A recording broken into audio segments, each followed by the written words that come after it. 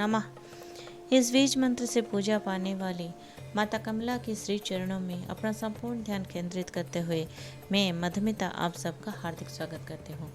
दोस्तों, हम 10 महाविद्याओं के बारे में बातें कर रहे हैं और इस सिलसिले में आज हम बातें करने जा रहे हैं माता कमला महाविद्या के बारे में।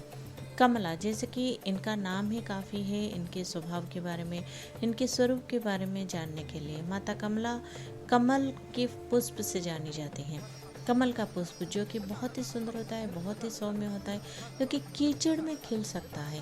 तो माता कमला भी वैसे ही हैं। माता कमला महाविद्या जो माता ने धारण किया हुआ है वो भी इसलिए है क्योंकि वो जितनी सारी बुराइयां क्यों ना हो चारों ओर, जितनी सारी गंदगियां क्यों ना हो, समस्याएं क्यों ना हो, सारे परेशानियां क्यों ना हो, सारे जो कि इतनी सारी चिंताएं क्यों ना हो, मगर माता कमला वो इन सब से संपूर्ण विरत है।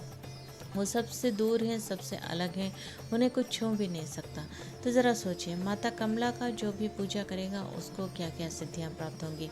माता कमला का जो स्वरूप है, अभी ये प्रश्न उठता है कि सचमुच माता कमला कौन है। माता कमला और कोई नहीं, माता महालक्ष्मी का ही एक स्वरूप है, ऐसा माना जाता है। दोस्तों, हम जैसे कि जानते हैं कि माता जो जब महागौरी स्वरूपा हुई थी, जब संपूर्ण हो जाती हैं, तब उन्होंने महाकाली, महालक्ष्मी और महासरस्वती, इन तीनों जो रूप है माता के, महाकाली, महालक्ष्मी और महासरस्वती, इन तीनों के संगम से ही माता संपूर्ण होती है।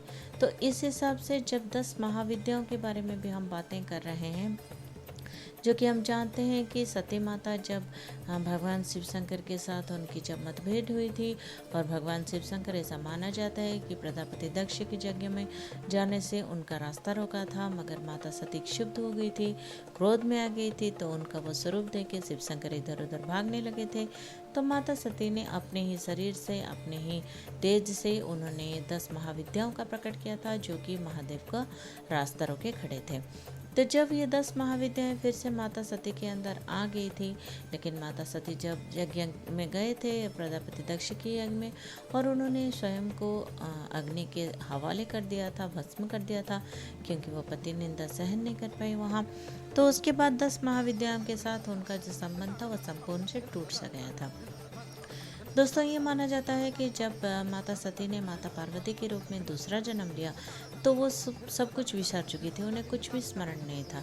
तो भगवान शिव शंकर क्या करते हैं, धीरे धीरे वो महाविद्याओं के बारे में उन्हें स्मरण दिलाते हैं, उनको याद दिलाते हैं। और माता पार्वती क्या करती हैं, या तो कभी किसी दैत्य के आक्रमण के लिए, या फिर कभी किसी भक्त की पुकार के लिए, या फिर कभी किसी ज़रूरत के लिए, वो एक के बाद एक महाविद्याओं का वो फिर से आवाहन करके उनको धारण करती हैं। और जब 10 महाविद्याओं का माता संपूर्ण रूप से धारण कर देती है, तब वो संपूर्ण हो जाती है, ऐसा माना जाता है। तो इन 10 महाविद्याओं से हमने 9 महाविद्याओं के बारे में बातें कर ली हैं। आज जो 10वीं महाविद्या है वो अंतिम महाविद्या है, और वो है माता कमला का महाविद्या। दोस्तों, इस सिलसिले में हम बताना चाहेंगे, जो माता कमला जो है वो और कोई नहीं, वो स्वयं ही लक्ष्मी स्वरूपा है, श्री है। वो श्री है, वो हर तरह से सुख, समृद्धि, ऐश्वर्य, वैभव की देवी है। तो दोस्तों, ये हम पहले जानते हैं कि माता महालक्ष्मी कौन है, और ये श्री कौन है, ऐश्वर्य की देवी कौन है। ये माना गया है कि जब एक बार ऋषि दुर्वासा क्या किया ना, अपना जो सारा सिद्धि का जो उनको जो तप सिद्धि का जो मिला था, वो सबसे एक माला उन्होंने बनाया, और वो था एक पारिजात पुष्प की माला, और वो सिद्ध माला उन्होंने इंद्रदेव को भेंट की, खुश होकर कि आप तो देवताओं के राजा हैं, तो ये माला मैं आपको देता हूँ। तो जब इंद्रदेव को वो माला मिली, तो वो क्या करते हैं, वो तो इंद्रदेव, ये माना गया है कि इंद्रदेव को अपने ऐश्वर्य पर, अपनी धन दौलत पर, उनको अपने वैभव पर बहुत ही गर्व था। तो उन्होंने ये माला को बहुत ही तुच्छ माना, और उन्होंने अपने हाथी जो था ऐरावत हस्ती, तो ऐरावत हाथी को उन्होंने दे दिया। अब वो तरह हाथी वो क्या करता, वो उस माला का क्या अहमियत समझता, उसने क्या किया, वो माला को नीचे अपने पैरों के नीचे कुचलकर आगे बढ़ने लगा। जब दुर्वासा जी ने, जब ऋषि दुर्वासा ने ये बात को अपनी आंखों के सामने देखी, तो उन्होंने तुरंत ही बहुत ही क्रोध में आकर श्राप दे दिया। ना कि इंद्रदेव, बल्कि सारे देवता जो कि मतमद हो चुके हैं, अपने जो ऐश्वर्य पर इतना घमंड उनका आ चुका है, तो वो सिर्फ देवता ही नहीं, संपूर्ण सृष्टि, संपूर्ण ब्रह्मांड, हर कोई श्रीहीन हो जाए, ये अभिशाप उन्होंने दे दिया, ये श्राप दे दिया।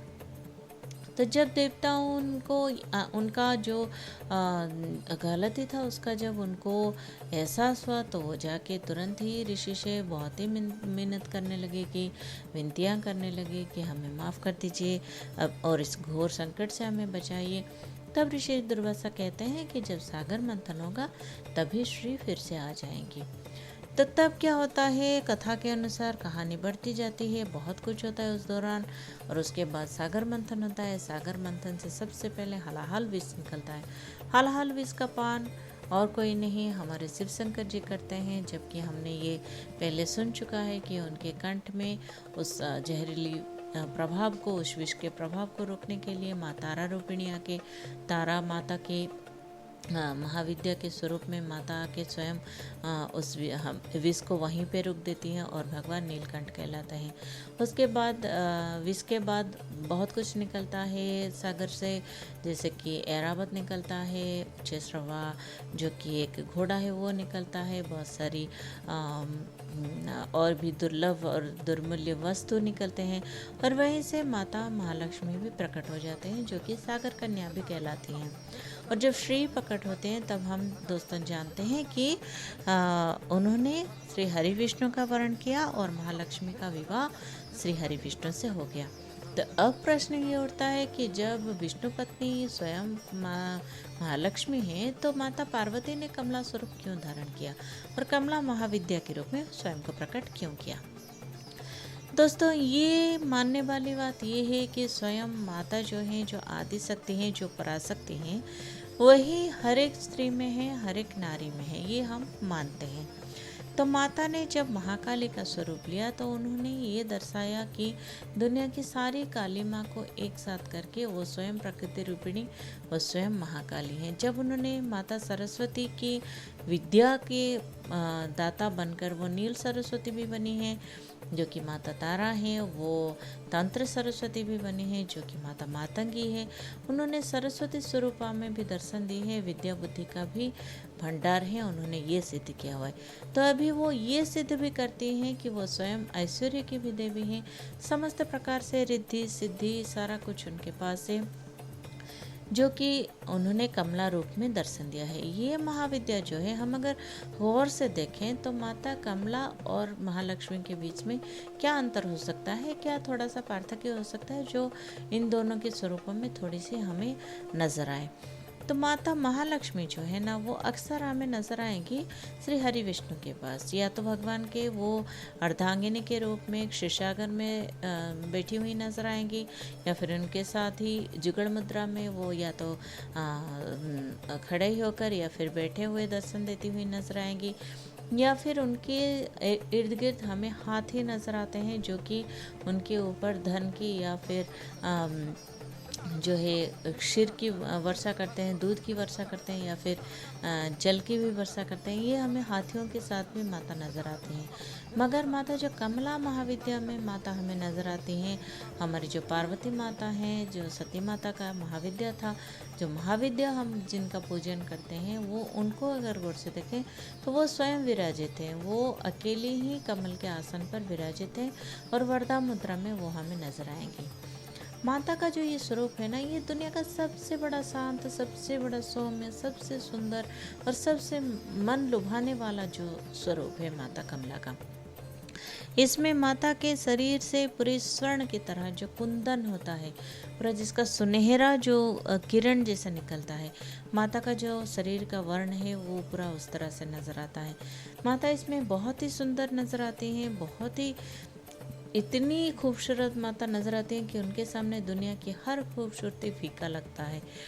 माता जो कमला है ना, वो कमल के आसन पर विराजित है, जो कि हमने बताया कमल आसन में विराजित होने के कारण उनका नाम कमला पड़ा है। ये भी माना गया है दोस्तों कि कैलाश स्वामिनी जो माता पार्वती स्वयं है, जो स्वयं आदि शक्ति हैं, इस महाविद्या के द्वारा वो ये दर्शाते हैं कि वो समस्त प्रकार सिद्धियां प्राप्त कर चुके हैं, समस्त प्रकार श्री मंडित हो चुके हैं। उनके पास ना सिर्फ विद्या बुद्धि की शक्ति की या फिर दुष्ट संहार करने के लिए जो चाहिए वो सिद्धि की, या फिर किसी को स्तंभन करने की सिद्धि की, या फिर कुछ प्राप्ति की सिद्धि की, उन सब के साथ साथ उनके पास सारे सुख समृद्धि वैभव ऐश्वर्य इन सब की सिद्धि भी मौजूद है। माता कमला का जो संबंध है हम पहले भी बता चुके हैं, कमलेश्वर महादेव के साथ है, और इनकी तुलना अक्सर श्री हरि विष्णु की जो है बुद्ध स्वरूप के साथ किया जाता है।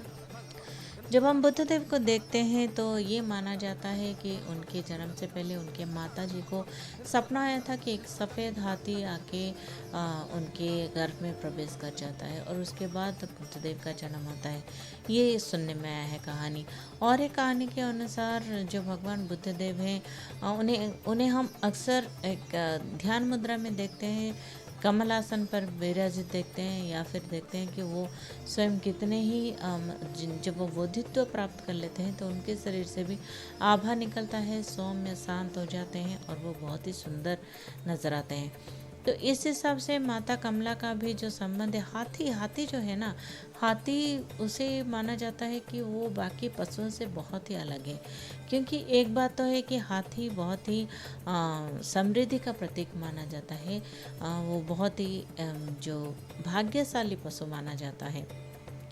जैसे कि हाथी की सवारी करना, हाथी का पालन पोषण करना, हाथी को देखना, हाथी का जो अक्सर हम ये भी देखते हैं कि हाथी हमारे सर पर अपना सूंड रखकर वो आशीर्वाद दे देते हैं, तो ये समझ में आता है कि उस इंसान का भी जो है भाग्य खुल जाता है। ये भी दोस्तों हमने बहुत बार सुना है कि जैसे किसी का उसका अगर किस्मत चमक गया ना, तो कहते हैं कि हाथी आके ना उसके ऊपर कलश में उसका अभिषेक कर देता है, जैसे हाथी अभिषेक कर देता है, ऐसा माना गया है। तो हाथी जो है सबसे बलशाली होने के साथ साथ सबसे सौभाग्यशाली पशु माना जाता है, इसलिए माता का इर्द गिर्द हाथी का नजर आना तो स्वाभाविक ही है। और जैसे कि हमने कहा है कि माता ने शायद इसलिए ये महाविद्या के स्वरूप में स्वयं को प्रकट किया है, क्योंकि वो ये दर्शाना चाहती है कि दुनिया में जितनी सारी क्यों ना गंदगियाँ हो, क्यों ना बुराइयाँ हो, क्यों ना कितनी सारी हिंसा हो, सड्रिपु हो, चाहे कितनी भी खराबियाँ क्यों ना हो इस सारी दुनिया में, मगर माता रानी जो है वो सबसे परे हैं, सबसे अलग हैं, सबसे जुदा हैं, वो सबसे ऊपर हैं। इसलिए उन्होंने कमल के आसन की खुद के लिए चुनाव किया हुआ है। दोस्तों, माता कमला महाविद्या जो है ये माना जाता है वो शुक्र ग्रह की अधिपति है। शुक्र ग्रह अक्सर हम सब की जो सुख समृद्धि है उसके साथ उनका संबंध रहा है।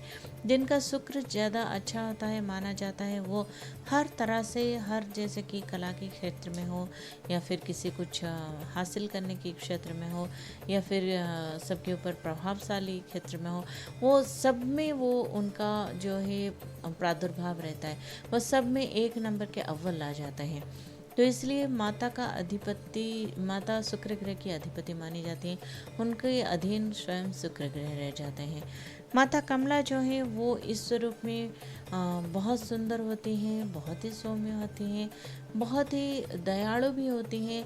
माता कमला, उनके मुख पर हमेशा एक स्मितहास्य रहता है, उनके मुख पर हमेशा एक कांति निकलती है, बहुत ही सुकून का एक भाव नज़र आता है। तो माता कमला का आराधना हमें हमेशा करना चाहिए। सबसे ज़रूरी बात यह है कि जब माता के अन्य रूप जो हम देखते हैं, महाविद्या को आराधना करने के लिए कई महाविद्याएं जो उग्रकोटि के महाविद्याएं हैं, या फिर कई महाविद्याएं जो कि तंत्र साधक या फिर अघोरी कर सकते हैं, या फिर घर से बाहर शमशान में किया जाता है, या फिर किसी मंदिर में की जाती है। मगर माता कमला का जो साधना की जाती है वो घर में हर गृहस्थ कर सकता है, जहाँ बैठे वहाँ किया जा सकता है। माता कमला की साधना के लिए इससे कुछ भी परहेज नहीं है। दोस्तों, माता के 10 महाविद्याओं के बारे में तो हम बहुत सारी बातें कर चुके हैं। तो क्यों ना अभी थोड़ा बातें कर ले कि महादेव के रुद्रावतार क्या है, जो कि हम हमेशा कहते हैं कि महादेव के रुद्रावतार से माता के 10 महाविद्याओं का संबंध है। क्यों ना हम आज थोड़ा बातें कर ले कि ये जो माता के 10 महाविद्याओं का भगवान शिव शंकर के 10 रुद्रावतार का संबंध है। तो ये रुद्रावतार क्या है? सबसे पहले तो महाकाल रुद्रावतार है, जो कि जिसे इस अवतार की शक्ति को माँ महाकाली ही माना जाता है। महाकाल और महाकाली, जबकि पहली माता ने 10 महाविद्याओं में सबसे पहली महाविद्या है माता काली का, वैसे ही महाकाल भी है। ये दोनों ही काल को अपने वश में करने के लिए कर चुके हैं, इसलिए उनको महाकाल और महाकाली कहा गया है। जो महाकालेश्वर है वही माता महाकाली की प्रमुख महाविद्या जो है, सबसे प्रथम महाविद्या, सबसे शक्तिशाली महाविद्या, उसके रुद्रावतार माने जाते हैं। और एक रुद्रावतार में, दूसरे रुद्रावतार में तारकेश्वर रुद्रावतार जो है वो तारा देवी की शक्ति मानी जाती है। और जो तारा देवी की शक्ति है उनके साथ इन शिव शंकर का, इन रुद्रावतार का जो संबंध माना जाता है। ये पश्चिम बंगाल के बीरभूम में स्थित द्वारका नदी के पास जो महाश्मशान है वहाँ स्थित है तारापीठ, ऐसा कहा जाता है। तारापीठ वहाँ पे, जैसे कि हम पहले भी ये आपको बता चुके हैं कि माता तारा जो है, जो उनका सती माता का जो स्तन वहाँ पर गिरा था, तो वहाँ पर तारापीठ बना था और उनका संबंध तारकेश्वर महादेव से है। जो कि भुवनेश्वर महादेव जो हैं, हम उनका संबंध जो है माता भुवनेश्वरी के साथ है, ये हम आपको बता चुके हैं। सोडेश्वर महादेव के संबंध जो है वो त्रिपुरा सुंदरी जो है माता सोडसी के साथ हैं। और उनका जो चौथा अवतार भगवान शिव शंकर ने लिया था वो सोडसेश्वर उन्होंने रुद्रावतार लिया था। वहाँ पर माता का दायां पैर गिरा था। जो षोडशी अवतार माता ने लिया था ना, तो ऐसा माना जाता है माता का त्रिपुरा सुंदरी और भैरव को त्रिपुरेश जो कहा जाता है, और वो उदयपुर के निकट राधा किशोरपुर गांव में वहाँ पर गिरा था, पर्वत शिखर के ऊपर, जहाँ पर माता का दायां पैर गिरा था। वहाँ पर षोडशी माता का मंदिर है, ये कहा जाता है। जैसे कि भैरव, हमने भैरवी माता का कहा था कि उनका रुद्रावतार जो है, पांचवें रुद्रावतार जो स्वयं भैरव है। भैरव भी बहुत सारे हैं, हमने आपको बताए हैं, जो कि भैरव के भी बहुत सारे नाम हैं, बहुत सारे उन्होंने भी भगवान शिव शंकर ने बहुत सारे भैरव के बारे में स्वयं को प्रकट किया हुआ है। ज़्यादातर भैरव का क्या है कि भगवान ने ये स्वरूप इसलिए लिया है कि वह शक्तिपीठों की रक्षा कर सकें।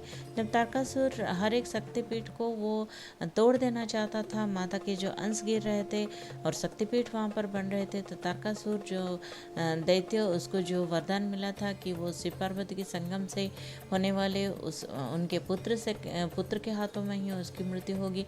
तो वो कभी नहीं चाहता था कि माता पार्वती का कुछ भी, माता सती का कुछ भी अवशेष रहे दुनिया में। तो वो सारे जो शक्तिपीठ है उन्हें तोड़ने की कोशिश कर रहा था। इसलिए भगवान ने अपनी जटाओं से, कहा जाता है प्रभु शिव शंकर ने अपनी जटाओं से भैरव का आवाहन किया था, और हर एक भैरव, हर एक शक्तिपीठ के सामने हर एक भैरव को उन्होंने रहने के लिए बोल दिया था, उन्होंने उसकी रक्षा के लिए उनको रख दिया था। जो कि दामोदरेश्वर हैं, उनका संबंध छिन्नमस्ता माता के साथ है, जबकि ध्रुमेश्वर महादेव का संबंध धूमवती महात्मा धूमावती के साथ है। वैसे ही बगलेश्वर महादेव का संबंध जो है वो बगलामुखी के साथ है। मातंगेश्वर का मातंगी माता का साथ है। और वैसे कमलेश्वर जो है महादेव का रुद्रावतार, उनको माता कमला के साथ उनका संबंध है, ऐसा माना जाता है। सप्तार माता की जो शक्तियाँ हैं उन सब के साथ महादेव शिव शंकर का जो शक्ति है उसका जो मिलन है और उनका जो पारस्परिक जो सद्भाव है, इसका एक बहुत ही रोचक हम जो है उदाहरण देख सकते हैं। आपने बहुत बार माता की जो हम स्वरूपों के बारे में चर्चा करते हैं तो ये अक्सर देखते हैं कि काली माता हो, तारा माता हो, हमने ये देखा है कि भगवान शिव शंकर आके माता के पैरों के नीचे सो गए तो माता ने उनके ऊपर पैर रख दिया और वही माता अपनी जिह्वा को आगे लाकर वहीं स्थिर हो गई। ये मुद्रा हम देख चुके हैं, ये माता का जो स्वभाव हम देख चुके हैं। दोस्तों, कभी इसको गौर से जानने की कोशिश की है आपने कि माता और महादेव ने हमें इस जो इनकी ये जो प्रक्रिया है, इससे हमें क्या सिखाते हैं, क्या सिखाने की कोशिश की है, क्या संदेश देने की कोशिश की है। दोस्तों, एक बात हमेशा याद रखिए, पैरों के नीचे आ जाने का मतलब क्या है। हम जब किसी के आधिपत्य स्वीकार करते हैं तो हम कहते हैं मैं तुम्हारे पैरों के नीचे हूँ, तुम मेरे पैरों के नीचे हो, ऐसे कहते हैं ना। तो ये महादेव माता के जो पैरों के नीचे आके रहे हैं, यानी महादेव ने माता का आधिपत्य अपने जीवन में स्वीकार किया है। महादेव ये स्वीकार करते हैं कि माता रानी जो है वो उनसे बहुत ही ऊंचे दर्जे पर है और वो स्वयं को ये स्वीकार करते हैं कि उनके बगैर शिव भी शव है, शक्ति के बगैर शिव सब है। इसलिए शिव जी क्या कहते हैं, अगर शक्ति नहीं तो मैं स्वयं सब हूँ, और शव होकर वो माता रानी के पैरों के नीचे आ जाते हैं। वहीं माता क्या करती है, माता ये कहती है ठीक है, मैं दुनिया भर की अधिष्ठात्री देवी हूँ, मेरे बगैर ये तो सारा संसार हो ही नहीं सकता। क्योंकि जब ब्रह्मा भी संसार की सर्जना करना चाहते थे तो उन्होंने महादेव से अपनी शक्ति मांगी थी कि आप शक्ति दीजिए, तभी मैं जाके दुनिया को बना सकता हूँ। तभी भगवान शिव शंकर ने माता शक्ति को खुद से अलग किया था और वो अकेले पड़ गए थे। उसके बाद सती माता का जन्म हुआ था। ये बात हम आपको बता चुके हैं।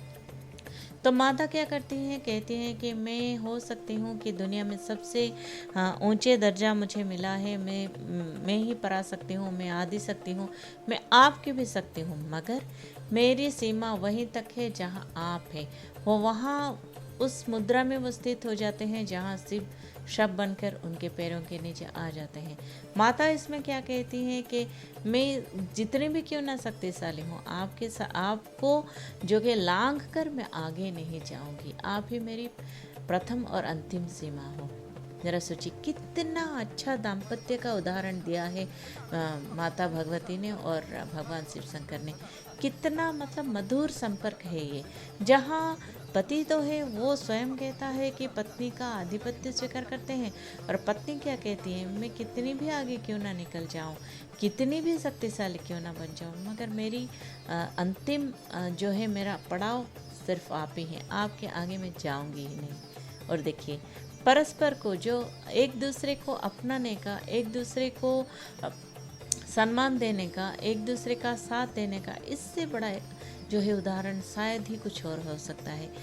दोस्तों, हमने अर्धनारीश्वर को देखा है। अर्धनारीश्वर जो हैं आधे शक्ति हैं, आधे शिव हैं। ये सिर्फ एक बताने के लिए, दिखाने के लिए एक स्वरूप भगवान ने नहीं लिया है। ये भी उन्होंने इसलिए लिया है क्योंकि जो इंसान तभी परिपूर्ण होता है जब वो अपनी अर्धांग का या फिर अर्धांगिनी का जो आधा सिर्फ शरीर लेने से कोई आधा नहीं बन जाता, आधा उनकी मानसिक स्थिति को लेना चाहिए। जैसे कि जो भी क्यों ना विचारधारा हो, घर गृहस्थी में हो या फिर बाहर भी हो, जब भी सारी दुनिया में भगवान ने यही बताया है कि आधा पुरुष है और आधी स्त्री है। कभी ये नहीं कि हम एक पुरुष केंद्रिक दुनिया में रहते हैं तो हम नारी को उनके अधीन रहना पड़ेगा, हमने पल्लू ढांका हुआ है तो पुरुष की बात माननी पड़े। बात मानने की बात और है और उनका आधिपत्य स्वीकार करने की बात और है, उनको अपने पैरों के नीचे रखने की बात और ये सारी बातें जो है बारीकी से हमें समझनी चाहिए। माता ने इतने सारे अवतार लिए, बार बार वो प्रकट हुई हैं, इतने सारे कष्ट उन्होंने झेले हैं, हमने बार बार उनकी सारी चर्चा की है, सारी जो उन्होंने स्वरूप लिए हैं। इनसे माता ने हमें बहुत कुछ सिखाया है कि कैसे समाज में हमें रहना चाहिए, कैसे खुद से स्वयं की शक्ति को पहचाननी चाहिए, कैसे एक दूसरे का मान रखना चाहिए, कैसे हमें निष्ठा करनी चाहिए, कैसे एकाग्रता रखनी चाहिए। माता ने हमें बहुत कुछ सिखाया है। वो तो माँ है ना, हर माँ अपने बच्चे को सिखाती है, वैसे ही उन्होंने भी हमें सिखाया हुआ है। और सिर्फ माँ ही नहीं, माता के साथ साथ हमारे परमपिता भगवान शिव शंकर ने भी माता का साथ देते हुए हमें बहुत कुछ सिखाया हुआ है। दोस्तों ये वक्त आ गया है, सिर्फ ये नहीं कि अभी नवरात्रि चल रही है, अभी काली माता की पूजा चल रही है, तो चलिए आह्वान कर लेते हैं, पूजा कर लेते हैं, हवन कर लेते हैं, कुछ मंत्र का उच्चारण कर लेते हैं। ये बिल्कुल नहीं। ये सब करके फिर उसके बाद क्या हो गया कि हाँ, मूर्ति विसर्जन हो गई, या फिर मंडप उठ गया, या फिर जो सजाया था वो सब उठ गया, तो हम भी भूले बिसरे चले अपने काम पर, और हम ये भूल ही चुके कि क्या हम पढ़ रहे थे, क्या सुन रहे थे, क्या सीख रहे थे। ऐसा नहीं चलता दोस्तों। हमें ये करना चाहिए कि हमने जो भी माता की बातें सुनी है, माता का जो संदेश हमने ग्रहण किया है, इससे अपने जीवन में संपूर्ण रूप से उतारें। तभी हो सकता है माता को प्रसन्नता होगी, तभी हम उनके अच्छे बच्चे कहलाएंगे, हम उनके सुयोग्य बच्चे कहलाएंगे। हमें अपनी योग्यता माता के सामने प्रमाणित करनी होगी। ये नहीं कि माता तो हाँ अभी 6 महीने के बाद, 2 महीने के बाद, 4 महीने के बाद फिर से एक पूजा आ जाएगा, फिर हम शुरू कर देंगे पूजा। हाँ, उपवास कर लेंगे, निर्जला कर लेंगे, बैठ के हवन कर लेंगे, बैठ के जाप कर लेंगे, उससे माता कभी प्रसन्न नहीं होगी। माता तभी प्रसन्न होगी जब हम एक एक करके उनके सारे संदेशों को, जो उन्होंने सिखाने की कोशिश की है, जो हमें बताने की कोशिश की है, उससे समझें, उसका निष्कर्ष निकालें और उससे अपने जीवन में संपूर्ण रूप से उतारें। तो चलिए ये प्रयास भी करते हैं और फिर देखते हैं माता रानी कितनी प्रसन्न होती है। क्यों ना ये प्रयास आज से ही किया जाए, अभी से किया जाए, और कैसे किया जाए? माता की जय जयकारा से करें। तो बोलो अम्बे मात की जय। दोस्तों ये माता की ही करुणा है जो कि हम आपके सामने ये सारे तथ्य रखने में कामयाब हुए हैं। मगर फिर से एक बार आपसे हाथ जोड़कर माफ़ी भी मांगना चाहेंगे अगर कुछ तथ्यों के साथ, कुछ पौराणिक कथाओं के साथ मेल नहीं खाता हो, हमारे विचारधारा या फिर कुछ आपके हमारे जो प्रस्तुति है उसमें कोई कमी रह गई हो, हमारी जो तर्जमा है उसमें कोई त्रुटि रह गई हो। क्योंकि माता की जो सारी बातें हैं वो कोई बच्चा ये नहीं कह सकता कि मैं अपनी माँ का सारा कुछ जान चुका हूँ, सारा राज जान चुका हूँ। ये कोई बच्चा कभी नहीं कह सकता। तो हम कैसे कह सकते हैं कि हमने माता रानी की सारी जो है बातें हमने सुन ली, हमने समझ ली और सारी बातें बता दी?